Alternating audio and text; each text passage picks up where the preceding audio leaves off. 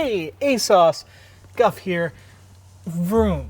It's the sound that your car's engine makes out of its exhaust, and a lot of cars' notoriety lives and dies by the sound of that exhaust. Now, like most things these days, the exhaust, it's controlled by computers, but today, we're gonna change that. Change ASOS. Hey. Whoa, jeez, that was weird. It was like we're an episode of never mind. So today we'll be working on this brand new Alfa Romeo Giulia Quadrifoglio.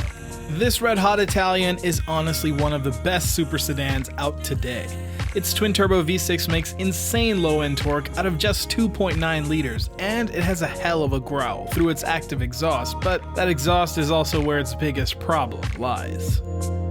Now, typically the only way to change the exhaust in these cars is to actually change the mode dial here. If you change it to D, N, or A, it doesn't actually open the exhaust. Only when you go into race does it open the exhaust.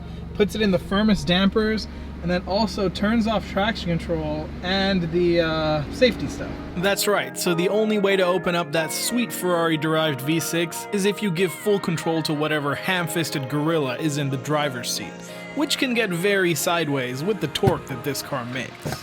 So today, we're going to install this Forza exhaust controller, which will let us open the exhaust whenever we like. The installation is super straightforward. You just disconnect the wiring for the factory exhaust valve and plug in the controller in between. Of course, this being an Italian car, it wasn't just going to let us breeze through this install. The underbody aero panels need to come off for this, and nearly all of the bolts came from the factory pre-rounded, so we had to put the skills we learned from years of working on Japanese econo boxes to work. The wiring is located right behind the rear subframe, and once it's disconnected, you just need to run the controller wiring through the existing rubber grommet in the trunk.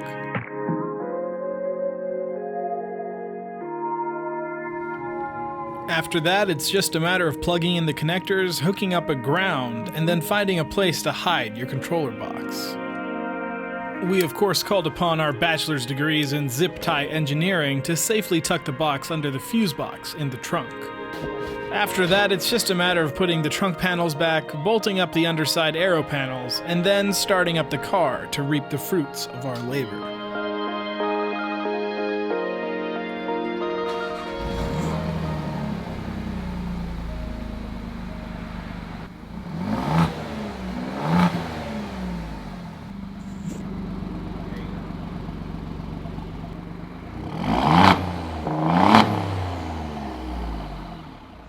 The craziest part about this mod is we hooked it up to the home link button.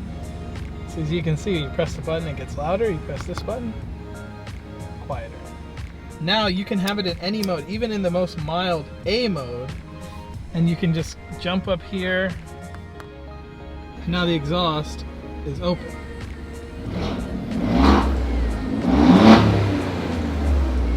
But of course, what good is an exhaust mod without a test drive?